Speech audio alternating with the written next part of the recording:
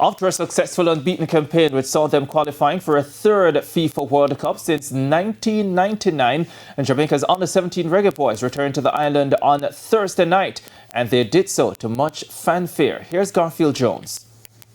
Leading the celebrations in the VIP lounge of the Norman Manley International Airport was Minister of Sports Olivia Grange, along with the General Secretary of the Jamaica Football Federation, Gregory Daly.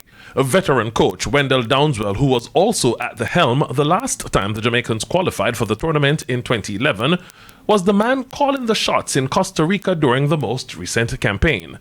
Now, according to Downswell, it was a difficult task, but the players were determined to do it for the nation. I'm very excited and elated to be part of a historical feat. Qualifying a team of such magnitude to another World Cup is no ordinary feat. And we have done that, and we have done that for Jamaica itself and by extension the Federation.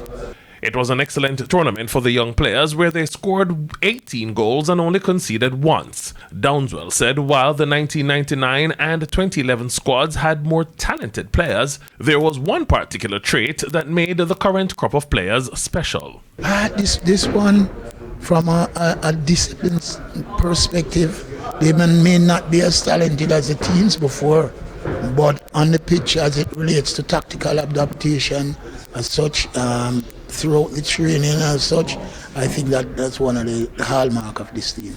Newly appointed General Secretary of the JFF, Gregory Daly, said that the qualification was a good boost for the local program. Well, all I can say that it is huge for us right at this moment. We needed something to happen in the positive, and it starts.